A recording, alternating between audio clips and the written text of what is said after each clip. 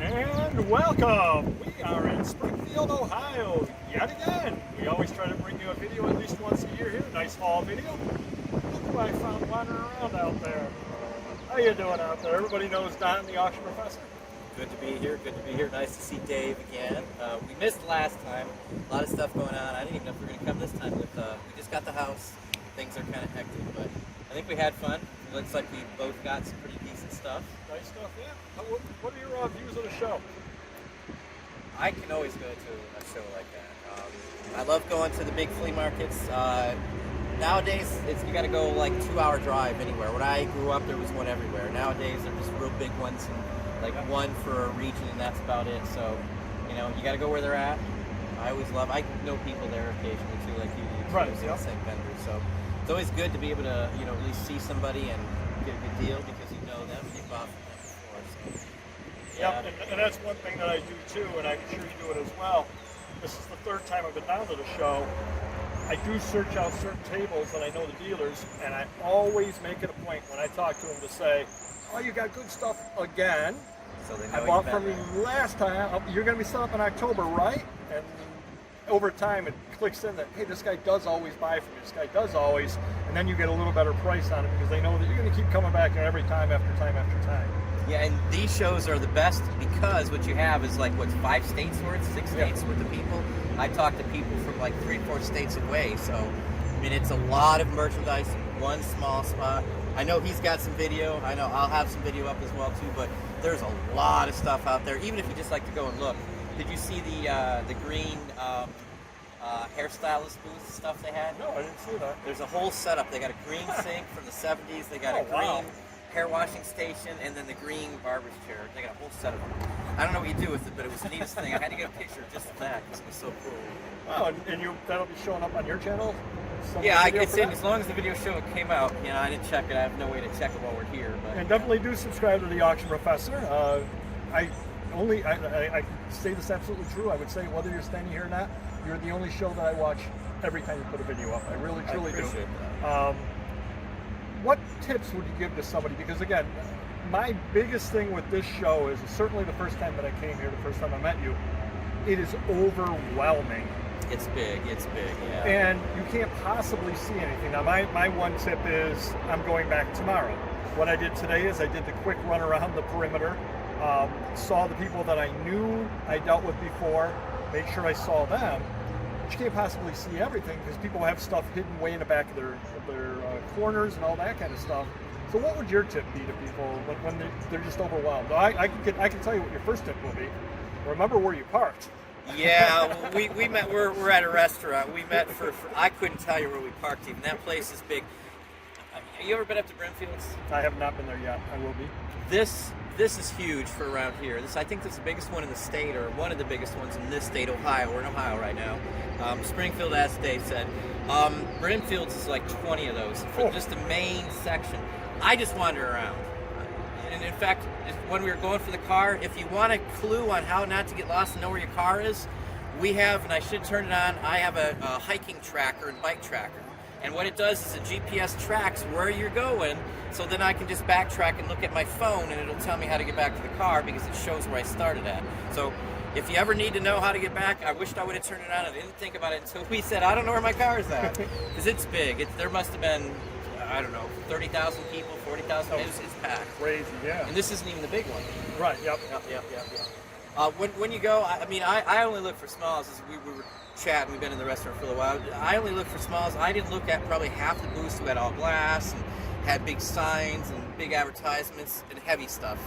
Because we were talking about that too. I wouldn't want to have to carry all that stuff back to the car and figure out where I'm parked a second time. I have foot issues. That's the nuisance part. Carry a backpack with you, which I didn't bring. I tell you to do it, but I didn't do it. But they rented carts and people bring their wagons, which you're going to shop all day. I'd bring a wagon too. And let me ask you one question, because I want your opinion on what your thought is of this.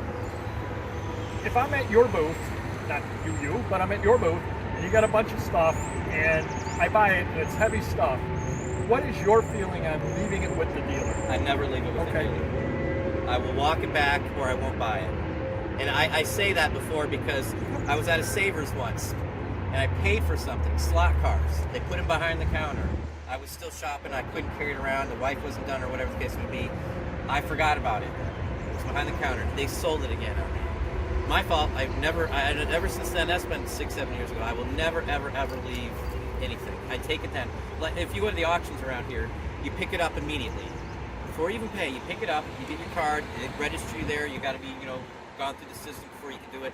People try to steal it when you're setting it on the chair on the floor around here, so I don't trust anybody anymore. I take it with me or I don't buy it. That's why I said the dental stuff. No. I didn't want to carry it back to the car. Somebody had some really nice implant case. It was a huge setup, a big huge tote of it for really cheap money, but it was heavy. And if I'm not going to want to walk it back, I'm just not going to take it. Yeah, he offered to set it on the side, just like you're saying, but I won't do that. The second thing is, if you do it, are you going to remember where he's at? Obviously, if you have the phone app, it might be a little different, but I wouldn't remember. I looked at somebody who knows people that I knew. I don't know who the guy was, but he sells Victorian trade cards. I looked at 2 big books, really expensive cards. He sells a couple $1,000s worth of these cards at the show. He said I can set it aside. I don't know where his booth's at. I couldn't even tell you what it looked like in the front. I should have taken a picture, but they all look the same after a little while. Because there's, 1,000 vendors out here, would you say? Yeah, I got it. It's pretty big. I mean, and the big one in September is like almost twice what these are. I mean, it was massive. That first one, it was insane. It was like a 3-day. I think we went 2 days last time too, but it's massive. And again, if you go up to like Springfield in Massachusetts, it's like that on steroids, Massachusetts one. So if you ever get up there, if you like this one. But for this area, it's probably as big as the ones I see in the PA listings. Definitely as big as the ones in Detroit, throughout Michigan, all the way up to probably Upper Peninsula. It's bigger than the ones in Indiana. Chicago's got a real big one too, I heard. But yeah, that's my best take. I don't buy it if it's going to sit there. And that's where I come at it a little differently than you do. I often leave things there. Now, obviously, if they're dealers that I know, different back story. in Rochester, different story. I leave it. Yeah. But even other people I do, and I know I went to a sale one time with my father, and he's like, "Well, I'll sit here. You can get the car driver." I go, "Leave it there." And he goes, "Well, what if?" I go, "They didn't want it in the first place." Because again, I'm not buying top of the line stuff, and I spent $100 you spent like I do. You're pretty much like I do too. Yeah. So, but I wanted to get another person's view of that over there. So do comment down below in the comment section whether you trust leaving stuff there. Now, obviously, if it's gold, it's a different story. If I'm buying a box and there's 5 really good things that are those 5 items I may take with me, leave the rest of it because worst case scenario. And the standing joke that I'll use with the dealer is, yeah, hold it for me, but you know what I paid if you can get me more. And they always laugh. I wouldn't want to have to walk back. I mean, that's my biggest thing. My foot, half the time I've got issues, I need to have surgery. That's besides that. So do check it out. Do check out whatever area you're in. Definitely going to be a giant flea market. Definitely worth doing if you've never done it before. Stupidly, I forgot to bring a hat. Bring a hat. It's a nice sunny day out over here. It was supposed to rain today, they said. All last night, all yesterday, it's going to rain. And drink plenty of water. Now the water is all over the place there. Make sure you drink plenty of it too, because when you're standing in the sun all day long, you're going to be sick at the end of the night, get sunburn, all that kind of stuff. So do prepare as best you can before going to a giant flea market like this. And if you do have the cart, bring the cart, bring it along with you. Certainly you can. And Don and I were talking a little bit earlier. He passed, as he said, on the medical thing, or the dental things, and a couple of other things. And I passed on a couple of other things, mainly because of the size. And maybe if I had the cart there, I might have bought it and figured out how to put it in. I would have bought it if I had the cart.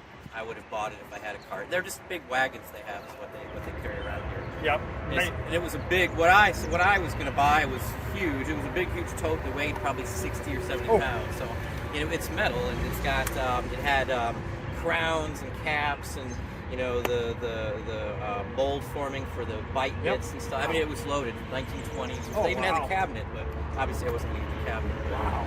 Yeah. For the price, it was good, but again, I'm not willing to walk back all that way. So we both talked. I passed up a bunch of stuff that was just, I didn't want to mess with it, or really cheap stuff too that you could have like spent 50 cents a dollar and got 10-20 back all day long. But after you've done this for so long, would you not agree that it's kind of boring? It's not excitement. It's not. You can only. There were spoons. I was looking at spoons, and everybody knows I love spoons, but I don't know what I'm going to do with another 100 spoons. I've already got 300 or 400, and I haven't even listed those yet. So you know, I mean. But I think the biggest thing that you're taking, or that I'm taking out of what he's saying, what I had said to him earlier, is if you're a neophyte, and no disrespect to anybody, we all started out somewhere, but if you're a neophyte, there is a lot of money to be made out there.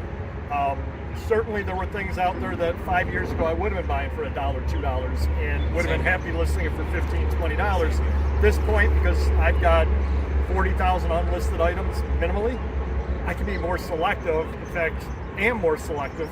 And Mrs. Papergoy is looking at me like, really, you are? I'm more selective on what I'm buying at this point, only because I don't need anything at this point. Now, obviously, if I'm out and I see something that I enjoy listing, different story. If I'm out there and I see something other than I'm like, that's a $100 item and they want $1, of course I'm buying that.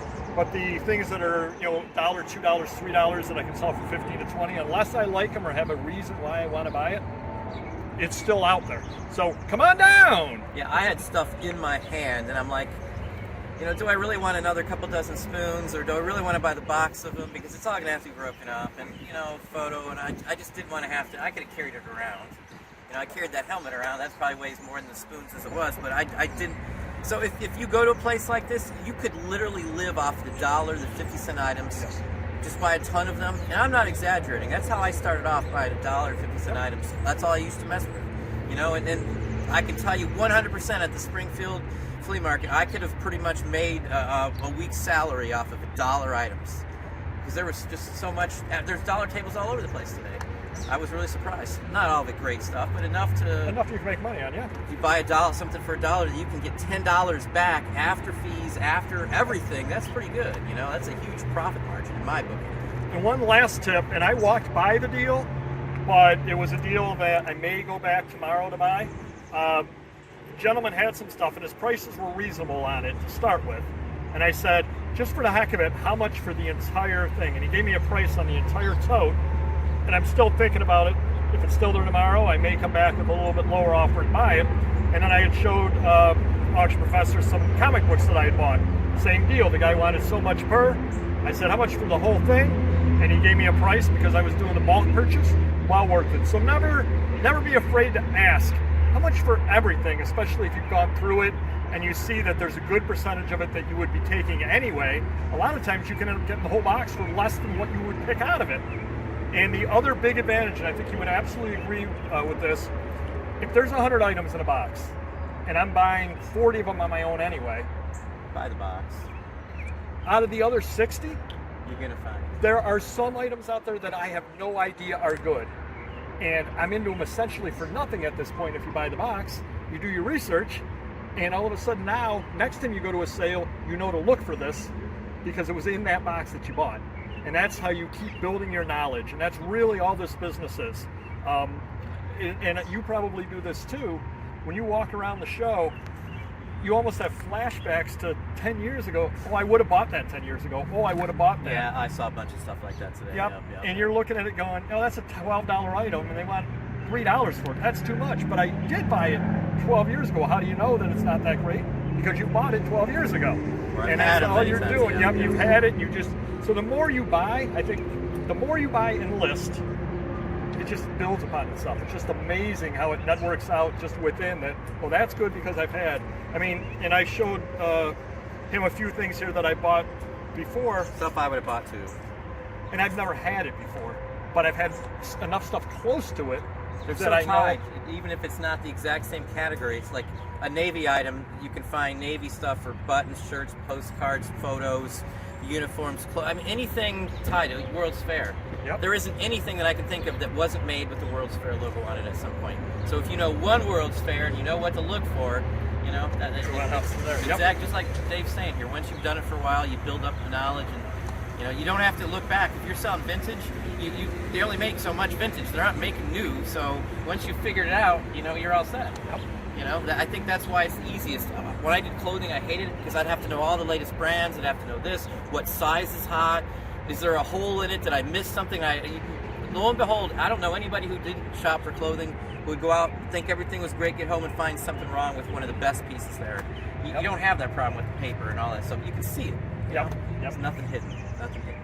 So hopefully that helps you a little bit out there. Hit the like button if you could. Do subscribe to the Auction Professor. And any final words? Keep going. eBay's not dead. We're still making the sales. Things are still going on. There's a lot of stuff, as you and I both know, out there to buy at a reasonable price that you can still make a lot of money right this second. Right now, even going into summer, I can still make money off the stuff that we bought right this second.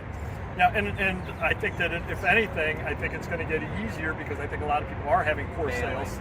And they're bailing. That's a perfect word, and I may steal that for a future video. They're bailing. That's definitely what I would say. If you see that in a future video, you know who I stole it from. Hit the like you're button. Of course. You've always been a big help to us. And we will see you next video.